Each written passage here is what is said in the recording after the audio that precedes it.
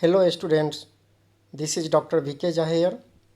Today we are going to study organic chemistry of BSc second year and we will cover unit 3 part C. So today we are going to study use of acetal as a protecting group, oxidation of aldehydes, Baeyer-Villiger oxidation of ketones, Cannizzaro reaction, MPV reduction, Clemmensen reduction, Wolff-Kishner reduction, lithium aluminum hydride and sodium borohydride reduction, halogenation of enolizable ketones, and introduction to alpha beta unsaturated aldehydes and ketones. As we see here, all are reaction of the aldehyde and ketones. So basically what are aldehyde and ketones? So these are carbonyl compounds in which there is a C double bond O and one substitution will be either R or H and other substitution will be again R or H. If one substitution is only hydrogen, then we will tell this is aldehyde. If both substitution will be some R group, then it will known as ketone. So basically these aldehyde and ketones gives most of the time nucleophilic addition reaction. So we will cover each topic one by one. So first of all, use of acetal as protecting group. As we know, acetals are used as protecting group for aldehydes and ketones in organic synthesis due to their stability with respect to hydrolysis by bases and many other reagents. So what are acetals? Acetals are geminal diether, derivative of aldehydes or ketones, which is formed by the reaction of two equivalents of an alcohol. Generally we use diols, which gives a stable cyclic acetal. Also the acetal with ketone is known as ketones. So this is a simple example where acetaldehyde is treated with two equivalent of methanol under acidic condition, it gives acetals. So when we will see its mechanism, then we will come to know that it proceeds via formation of hemiacetal. In hemiacetal what happens? There will be one OMe group and other OH group.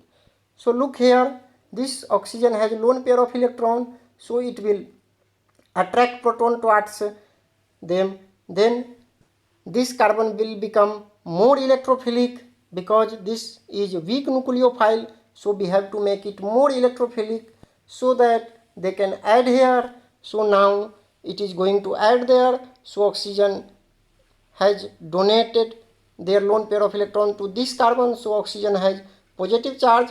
So if oxygen or some other electronegative atoms, if they have positive charge and if they have proton, they can easily remove proton. So this hemiacetal will form. So again this hemiacetal, again here oxygen has lone pair of electron, so it will attract this proton. So again this OH2 plus will be formed. This is a better leaving group, so they can go out. So again this intermediate will form. Again here this carbon is more electrophilic, so this methanol is going to attack here. So this will form. Again oxygen has lone pair, oxygen has positive charge and proton, so they will remove proton and this acetal will form. As we can see here, all steps are reversible, so it can be deprotected easily with the treatment of aqueous acid. So what is the use of this protecting group? We can understand this use with taking proper example. Suppose in molecules has more than one functional group, like one is more reactive, other is less reactive, and suppose we have to do reaction at the less reactive site, then it is very difficult, because if we use the reagent, then more reactive site will be reacted. So in that case protecting group is used to protect more reactive group. So here there are two functional groups, one is aldehyde and other is ketones. As we know this is more reactive, this is less reactive. But suppose we have to perform reaction at this ketone, then it is very difficult. So for this purpose, we have to protect this group to further reaction. So here 1,2-diol is taken under acidic condition. So this will be protected as acetal, and this is free available for this reagent. So here reaction will occur and this will be unreacted. And as I said earlier, it is very easy to deprotect this aldehyde because acetal is deprotected under acidic condition. So we can see how this protecting group can play very important role. Now the next topic is oxidation of aldehydes. As I said earlier, aldehyde must have one hydrogen. If both are R group, then it will be known as ketones. So this hydrogen is more easy, this can more easily oxidize. And here it can be R or H. If there is H, then it is a very simple carbonyl compound which is formaldehyde. Now if we treat this aldehyde with some even mild oxidizing agent, then it will oxidize to carboxylic acid. So there are some common oxidizing agents which we can use in our lab, like KMnO4 under basic condition, Tollens reagent, Fehling reagent, silver oxide, potassium dichromate under acidic condition. So these are very easily accessible oxidizing agents. So here we have taken example of acetaldehyde, which after oxidation gives acetic acid. So now we are coming to the next topic, Baeyer-Villiger oxidation of ketones. So basically Baeyer-Villiger oxidation is the oxidative cleavage of carbon-carbon bond. Here carbon-carbon bond will be break and oxygen will come there, which transform ketones to ester and cyclic ketones to lactones. Suppose if it is cyclic ketones, then lactones will form, as lactones is the cyclic ester, and the ratio specificity of the reaction depends upon the relative migratory aptitude of the substituent attached to the carbonyl carbon. If both substituents are similar, then there is no problem, but suppose if the substituents are unsymmetrical, then there is a problem. So in that case, generally more electron rich species migrated fast. General, the migratory aptitudes are tertiary, which is more than secondary, which is more than primary. Basically this Baeyer-Villiger oxidation reaction can be done with the use of either peroxy acid or peroxide.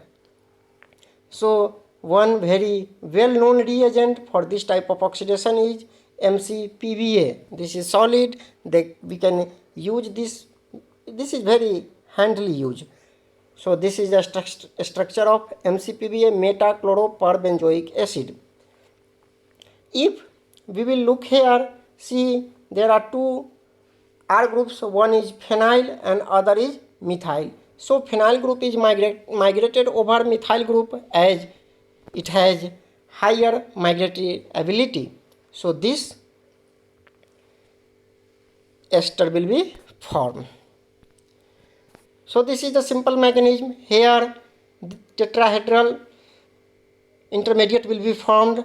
Again this OO single bond is very weak, so it will go and simple this ester will be formed. Here as there is a CO single bond, so CO double bond will be formed with the migration of this phenyl group.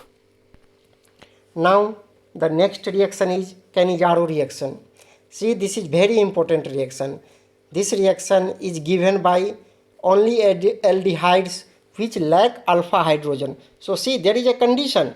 Cannizzaro reaction only can be given by such aldehydes which doesn't have alpha hydrogen.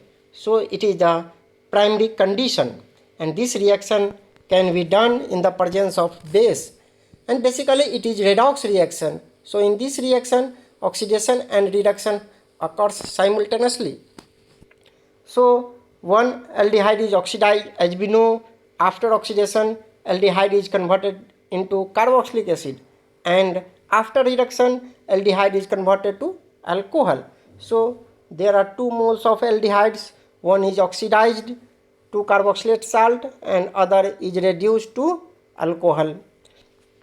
Suppose if the aldehydes are unsymmetrical, then again it creates confusion. So in that case, we have to keep the thing is in mind that more reactive aldehyde will be oxidized and less reactive aldehyde will be reduced. So this is very simple thing. So here formaldehyde is more reactive. So this will oxidize as a formate salt, and this benzaldehyde is reduced as a benzyl alcohol. Now this is the mechanism. Here again first step is the tetrahedral intermediate will be formed. Now see, this is the intermediate where hydride, see here, hydride means this hydrogen will go and they will take this bond pair of electron. Okay, so here this is very important. This step you understand it very properly. So this hydride is again nucleophile. They will attack another molecule of aldehyde, as we have taken 2 moles of aldehyde. So now after removal of this hydride, this will be converted to oxidized one, and this will be reduced as a alcohol. Okay, so in this reaction, one aldehyde is oxidized to give carboxylic acid salt, whereas the other aldehyde undergoes reduction to primary alcohol. Since both oxidation and reduction occurs simultaneously, so the reaction is said to be a redox reaction. Very simple. Now the next reaction is MPV reduction. Basically this is very green chemistry reaction, as aluminum has very less toxic effect towards our environment.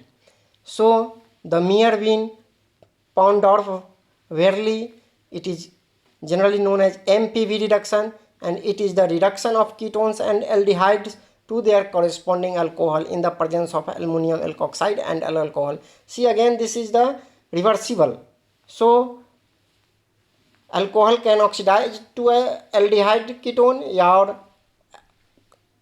ketone can reduce to alcohol.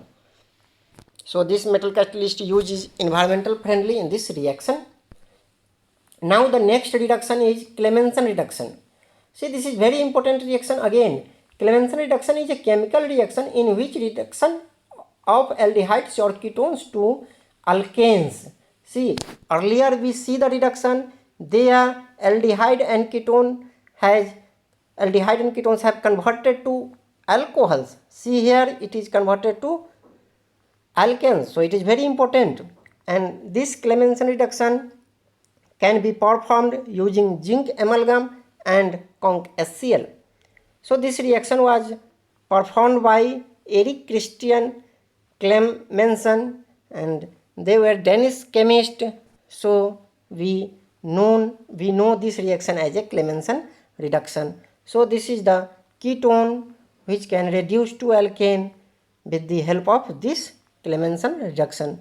So this reaction is performed under acidic condition, which allows the deoxygenation of aldehydes and ketones to produce alkanes. In this reaction, used aldehyde or ketone must be stable under acidic condition. Suppose if aldehyde and ketones they are not stable under acidic condition, then this reduction will not happen. So this is the condition. Okay. Now Wolff-Kishner reduction. This is again, in this reaction again alkane will be formed, but condition is now different. Earlier Clemmensen reduction was performed under acidic condition. This time you have to perform this reaction under basic condition. So Wolff-Kishner reduction is an organic reaction in which aldehydes or ketones are converted to alkanes utilizing hydrazine base under heating condition. You have to heat this reaction. The mechanism start with the attack of hydrazine to the aldehyde or ketone, whatever, to form imine bond, followed by the transfer of proton, results in the formation of nitrogen double bond, and then finally removal of nitrogen gas.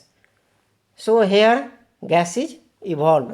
So this reaction is performed under a strong basic condition which allows the deoxygenation of aldehydes or ketones to produce alkanes. In this reaction, used aldehyde or ketones must be stable under basic condition. As I said earlier, that Clemmensen reduction, that in that case we used acidic condition, here we used basic condition. So we have choice. Suppose aldehydes or ketones, they are not stable under acidic condition, then we can reduce that aldehyde or ketones under basic condition using this reagent. Suppose aldehyde and ketones, they are not stable under basic condition, then we can use that Clemmensen reduction. Okay, so we have choice. So we can say that Wolff-Kishner reduction is the complementary reaction of a Clemmensen reduction. Now again, this is the reduction which can be done with the help of lithium aluminum hydride and sodium borohydride. Again, in this reduction that alcohol will be formed. So aldehyde and ketones can be reduced to corresponding alcohol with the treatment of lithium aluminum hydride and sodium borohydride. So reduction with sodium borohydride requires mild condition, and sodium borohydride is less reactive than lithium aluminum hydride, whereas the reduction of lithium aluminum hydride requires harsh condition. So we always use mild condition, because in that case their reaction will go very smooth. So aldehydes are converted to primary alcohol, whereas ketones to secondary alcohol with the treatment of either sodium borohydride or lithium aluminum hydride. Here the hydride transfer occurs from sodium borohydride or lithium aluminum hydride to aldehyde or ketone, result in the reduction of aldehyde or ketones to produce corresponding alcohol. See, this is the aldehyde, and this one after reduction it gives primary alcohol as it is RCH2OH, and this is the ketone which after reduction gives secondary alcohol. So let us take an example of lithium aluminum hydride. See, this is Al minus H4, and this charge is balanced with the help of this lithium. Similarly, here charge is balanced with the sodium, and this is the hydride which is responsible for reduction. So these reagents has hydride donor. Now we look their mechanism. Lithium aluminum hydride is a strong reducing agent, and it will donate hydride to any carbonyl containing functional group.